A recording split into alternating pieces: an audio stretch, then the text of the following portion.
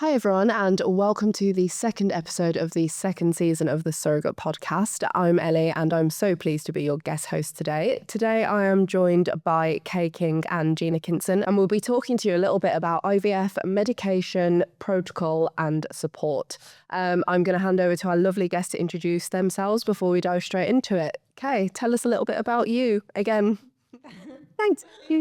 So I'm Kay King. I'm usually the host of the Surrogate Podcast, but having the delight as a surrogate to be a guest on some of the episodes in this season. I'm the head of Global Strategy, Policy and Ethics at MSJ. I'm a doula, I'm a grief educator, all my different hats, but I'm here today to talk to you as a surrogate. So thank you for being here. Thank you for coming. Hi, I'm Gina. I work in emergency nursing as my main job, but I'm also MSJ's surrogate coordinator, and I've been a surrogate 3 times. So it's nice to be able to use my knowledge and experience to support others. Amazing. Something that I want to dive straight into that me and Gina just had a really brief conversation about, and I didn't realise, was that IVF protocols apparently are different for everyone. They're person-to-person, journey dependent. Did you think they were all the same? I mean, I suppose that just kind of goes to show the education that's out there on the topic. I'd really love if you could tell us a little bit more about that. Yeah, so there's basically 2 types of protocols. So you've got medicated transfer or an unmedicated transferable protocol. And the 2 are very sort of similar timeline-wise, but obviously unmedicated is, or very small amount of medication, is you're basically following your natural cycle. So as surrogates, we are fertile women. We mostly have babies before, so our cycles are normally quite normal and regular. So we just follow the timeline, and when we work out our ovulation, the clinics then arrange for us to go in with a few scans, lining scans, etc., and then they do the transfer almost at the same time that we actually ovulate ourselves. So when we're having the embryo go in, our egg is ignored as such, and the body thinks it's pregnant by itself. And then medicated is slightly different. I'll let Kay explain that. So medicated can really, really vary. I've been on 2 different surrogacy journeys. This is my first pregnancy, but I did 5 rounds of IVF on my first journey with unsuccessful embryo transfers. So, sorry, that was lots of words, but essentially this is first pregnancy. And I learned a lot about the IVF protocol when I was on my first journey. And I think it's incredibly clinic specific. So what I found on our first journey with the IPs that I was matched with was that I was treated very much as an infertile woman. So they threw everything at it. That is a clinic sort of saying, we want this to work. We understand this IVF protocol. We're mainly used to, even though we work with surrogates, we're mainly used to working with people who come to us who have struggled with their fertility for one reason or another. Let's chuck every single medication that we possibly can at it. So to give you an example of that, and different combinations of estrogen, progesterone, plus a whole bunch of other things in there. My first 3 rounds of IVF, I was doing 8 injections a day, taking about 12 tablets a day, and taking 2 suppositories. So it was heavily, heavily medicated IVF protocol. And naively, as somebody who has had her own children, without any kind of intervention medically before, I just went, okay, this is obviously different in surrogacy. This is what the clinic are telling me that I've got to do. And I remember having conversations actually with Gina and Hayley in the early days going, it's just normal because I am on this, this huge box of medicine arrives in your house and you're suddenly like injecting yourself and doing all these strange things. It's a lot, isn't it? It was a lot. And that changed a lot through the different cycles. They tried lots of different medication, but the one thing that clinic didn't do with me was try an unmedicated cycle. And then this time around, and I'm not ascribing one to the other to be successful. I think there's a number of reasons why this journey was successful and the previous one weren't. But this one, I had what's called a supported cycle. So all I used was a little bit of extra estrogen, a little bit of extra progesterone in the form of tablets and suppositories. No injections. It all stopped by the time we were 12 weeks pregnant. It was, it felt like taking supplements every day. So really, really different approaches. And the two different approaches, medicated and unmedicated, how are they decided? Is it a personal choice? Does it come from the IPs, or is it actually looking at some medical factors and deciding what's best for the surrogate's body? A lot of the time it's based on the clinic and the research that the team have done themselves. But I think, again, like Kay said, these are surrogates. We're not infertile women. So I think sometimes a lot of the research is based on infertile women. So it's not always right. Sometimes you can have a discussion with the clinic, and, you know, if your cycles are fine, you can do, I mean, I did a medicated cycle the last time round, but it was more supported. So like Kay, just the progesterone and the estrogen. So you had a lot less side effects, etc. The thing with an unmedicated cycle is that even though you can sort of think about when your period is due, it might not be that day. So it might come later. So then you've got to sort of rush to get a lining scan on day 8, or as soon as you've ovulated. You might not ovulate on a certain day. You might have done the last 6 times, but this month, for some reason, you're ovulating the day before, and then you've got to drop everything, and then because it's based on the transfer goes ahead about 5 days after you've ovulated. So time constraints, things like work, things like children, childcare, distance, it all comes into factor. It's a lot nicer on your body to do unmedicated. It's a lot less side effects, etc. But time-wise, it a lot more goes into it. So sometimes with the medications, they can almost keep you on medications for another 2 days, just in case transfer falls on a weekend, or, you know, your IPs are busy that day. So actually, can we do the transfer the day after? And with medication, they can sort of tweak that a lot easier. So there's pros and cons to both.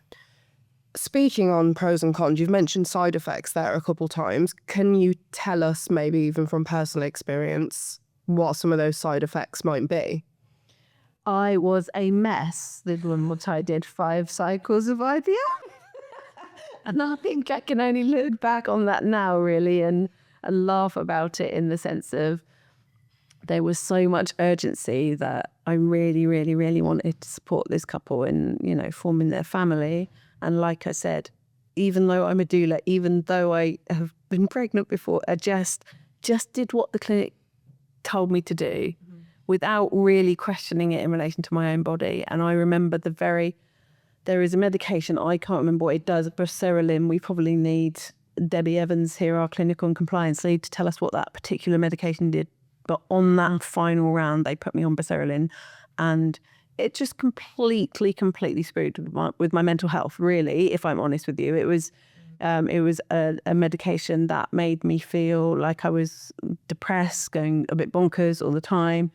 I think what was helpful was knowing that was the IVF, and also people will have different reactions. Other people will take that medication and be fine, but it really, really didn't work with me and my body. I cried a lot through that cycle. I felt very, very low mood through that cycle, all at the same time as, you know, kind of in and out of these cycles of hope and hopelessness of like, is it going to work? Is it not going to work? And then you've got this added weight of like, I don't even think my feelings are my own right now because they're so stimulated by hormones.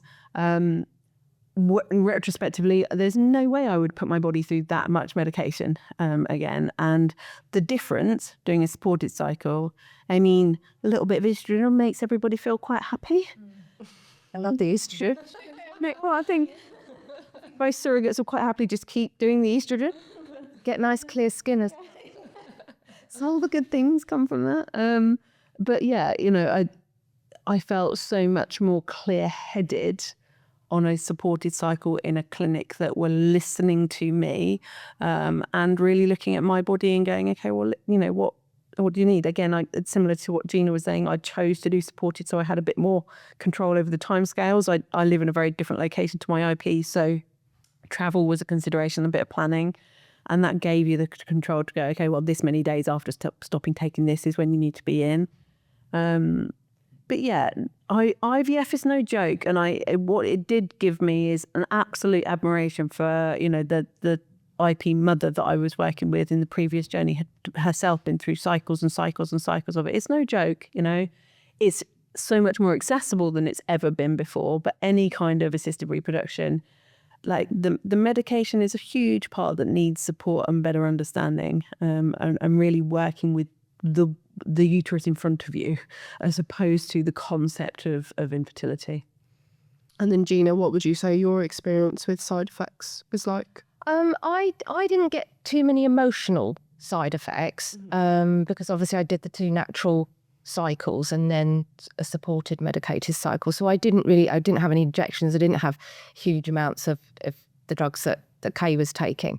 But physical symptoms, I didn't, and I don't react very well to progesterone. So the suppositories that I was on through all 3 of the journeys, especially the 3rd journey, the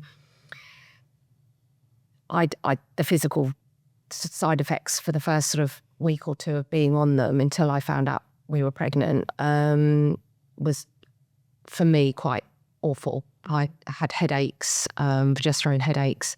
I had quite bad stomach cramping. I had diarrhea. I was putting 4 suppositories a day in, 2 in the morning and 2 in the evening. And I'll be honest, it's not pleasant. You're having to wear a pad because everything sort of milks and leaks, etc. And then, of course, of a night time, once you've popped 2 suppositories in, you then get up in the morning and all your stomach's cramping and that. So physically it wasn't great, but actually it was only for a couple of weeks until my body got used to that amount of progesterone, and then the side effects tended to calm down. And by week 3, I mean, we're on them for 12 weeks, aren't we? Sometimes sort of 13, 14 weeks. Actually, by the end of the sort of 3rd week, you're pretty much coping. Your body's realised, that you need this progesterone, and the side effects disappear. So one of the complicated things is that on that timescale, I really, really agree with Gina. It takes your body sort of 3 or 4 weeks to get used to what you're putting into it. And then, I don't know, we'll talk about this more in another episode, but 2-week wait arrives and you've got all these symptoms going on, and they're exactly the same as early pregnancy symptoms. It's like, you don't know, feel a bit bloated, feel a bit diarrhea, feel a bit tired, my breasts hurt a little bit. That could be the estrogen, progesterone, or the fact that you're pregnant. And it does. I have never known a time in my life where I have been so acutely aware of every single part of my body and how it feels as early pregnancy and that kind of early protocol time of surrogacy. Obviously, like you've said, Kay, IVF is clearly no joke. What sort of support was in place for you both from your clinics, IPs, and then Gina, I know you've done independent journeys, but going through an organisation, did you also notice a difference between the support maybe you had the first 2 times around and then with MSJ? Yeah, absolutely. With the independent journeys, I mean, I had the support of my friends and colleagues and, other surrogates that had done more than one journey.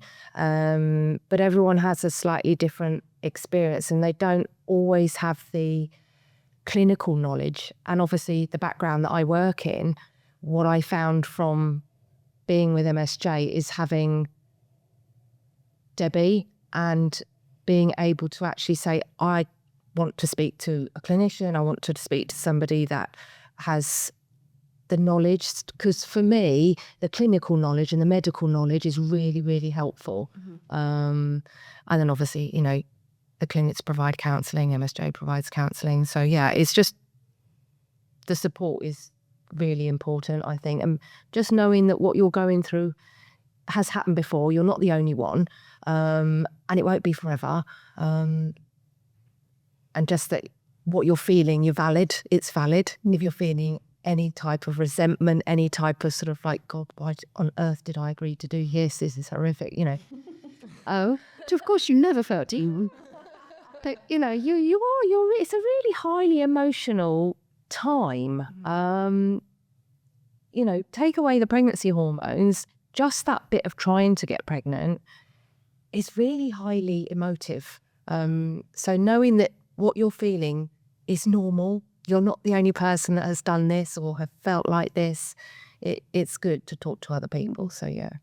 And I'd agree. I think we were both at Hearts in Essex. Yeah. So we both had our, my positive experience, and Gina's journeys were all at a clinic that MSJ used to work very closely with, who are phenomenal in the care that they provide. And I think what's happening within MSJ now is that we're ever learning. We obviously just recently opened Ethica Fertility Centre, so there's us learning that these journeys can't just be bolted into a fertility clinic. Surrogacy is so unique, and I think with that investment at MSJ as well, that we've also brought clinical teams in, so we've got Debbie and the growing clinical team globally, is a really unique aspect of it. I know that I can get on a call with Debbie at any given moment and say they want to change this medication, or this is going on, or I've got this symptom, and it's this extra layer of care, which I think what a lot of people don't recognise with surrogacy is that the point, once you're pregnant 12 weeks in, you leave your fertility clinic and you're just a pregnant person in the world. And midwives are incredible at the job that they do, but they're not fertility experts. So then having that bridging place where you can still lean into fertility clinical expertise through an agency whilst not being in touch with your clinic anymore because you've signed off at the 12 weeks, and then having certainly my first journey, the amount of messages I sent to Hayley, to Gina, and then second journey with Joss, just kind of checking things in all the time and going, am I understanding this right? That level of support is absolutely invaluable. And support-wise, what's the best way to support someone going through IVF? Because I think it can maybe be a little bit difficult when you've not experienced that yourself to know what someone might want or what they don't want. What would you say from personal experience is the best way? I found tips and tricks usable. Things like, for me, alternating the progesterone front and back as such. That was a really helpful tip. It reduced some of my physical symptoms. Advice on what to do before transfer. Advice on, how this is going to affect my mood and my partner. And just the support surrounding what's going to happen. How's the day going to go? This is what I did and this is what helped me. So any information around the actual, what does it mean by this, sort of when someone says this, or any of the words that I don't understand, or any of the, the clinic's conversation, or why are they making, like Kay's just said, why are they changing this medication? Having people that we can contact and talk to almost immediately is really helpful. What about support from your intended parents? Obviously, Kay will meet Kay's intended parents in this season of the podcast. I know you've got quite a close relationship. Is there anything they did to support you, or anything you'd recommend that intended parents may be watching this do to support their surrogate? I think both my journeys were so different because I was with a hetero couple through the many, many rounds of highly medicated IVF who actually myself and the mother during that journey really, really bonded over a recognition and understanding of the different, medications. And a lot of my hints and tips on that medication protocol actually came from her. As she'd just come off the back of doing all of these things, So small things like Gina's talking about is like, where are you putting the suppositories? When are you taking them? What else is helping and supporting? I think if your IP is looking to support your surrogate, or if you're friends with someone who is a surrogate, there's different ways that we can talk about hormones in relation to women's or reproductive health. And I think sometimes when it's like, oh, it's just your hormones, love, is sort of plays down the experience that people are going through. But what I found really, really supported is when friends have said to me, Kay, you're flooding your body right now with a massive amount of hormones. Have some, give yourself a break, and actually really recognised this is unusual and named that and gone, and then you're able to separate the tears or the down mood or what have you from actually, this isn't how I genuinely feel. This is because I'm having such a huge emotional shift because of the hormones. So, yeah. Yeah, I think to help your surrogate is just making sure she's seen and acknowledging the fact of, it's not, she doesn't wear a crown. You don't need to praise her. You don't need to send her expensive gifts or anything like that. It's just making sure she feels seen and understood. And, you know, maybe just offering to meet up for a coffee or support or a telephone call. You know, just being able to sit on the telephone with someone completely random that you know, that you don't see every day, that you have got this amazing or not amazing relationship. It doesn't matter what your relationship is, but just being able to talk to somebody else who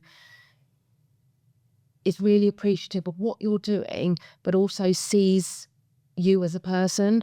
So I think something I got better at, and definitely by this journey got better at as well, was making sure that I properly understood what each hormone did. The first time it was, like I said, this big box of medication that arrived, and I went, okay, well, all I've got to stick to is a schedule. But actually understanding what progesterone does on the body, what side effects it's going to have, why we use it, understanding estrogen, understanding all of the other meds that might be going with that and what impact they're going to have, is so helpful for you to then go, oh, I'm having this experience, it's that, you know, and being able to link it to the medication, as opposed to just, there's all this medication, there's all these side effects. It's like, if you can begin to self-identify, oh, it's the progesterone that's making me feel bloated, it's the estrogen that's making me feel amazing, you know, like however that is. For me, I, as well as the IVF protocols, I've had some issues with my thyroid, so I have to take thyroid stimulating hormones as well. And recognizing when that might be slightly off for me has been really useful, and will be useful for the rest of my life as well, you know, in terms of understanding my hormones. So yeah, understand your medication as well as taking it. You've both kind of let on that it's a lot managing appointments and hormones and what's going in, what's going out, and where does it go. What sort of advice can you give on that? Like, how did you guys manage it personally? It's quite a big change to your daily life, I imagine. I think making people around you aware of what you're doing is important, I think. With my first two journeys, I kept it very, very secretive because, you know, it's taboo. I don't want to be trying to be a surrogate and sort of, you know, this transfer is not working, this transfer is not working. You know, I didn't want to tempt fate or anything like, all these sorts of things were going through my head. So I didn't tell my work what I was doing. I didn't want anyone to sort of keep asking me the questions all the time. But actually, in my third journey, I had a conversation with my work and beforehand, and all of my friends and all of my family and everyone that I sort of interacted with. And I said, look, this is what I'm doing. This is how I think things might go. I might be feeling this. I might, you know. And everyone was so accommodating and everyone was so supportive. Not all in the same way, but everyone gave a little bit of what they could, and it made it so much easier. And if I was ill one day, or if I was particularly grouchy, or actually if I just wanted to be by myself and I didn't want to interact with anyone, I didn't want to go out with dinner with people, or I didn't want to go for a drink with friends, they knew why. So that was much better the last time round, when I was much more open about it. Okay. Don't leave your clinic without understanding your protocol.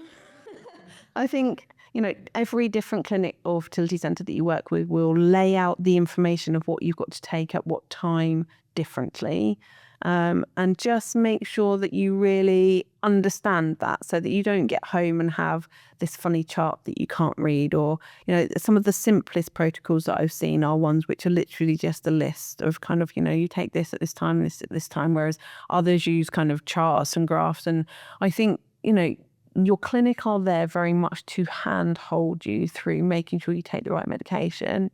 And I suppose I would say, try to be as informed as possible. Like, if there is a medication that you're being suggested that you take that you think, I don't think I need that, I really don't think I need that, question your clinic.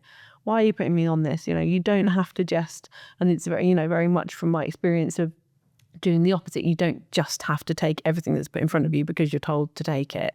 You've still got informed choice at that point to go, what if we didn't do this bit or that bit? So Amazing. Thank you both so much. It's been a really, really insightful episode, definitely for me anyway. If you enjoyed this episode and you want to find out more about MSJ and our completely unique surrogate membership, then head over to our website at www.mysurrogacyjourney.com or check us out on Instagram at officialmysurrogacyjourney. Thanks for listening. This has been season 2 of the Surrogate Podcast.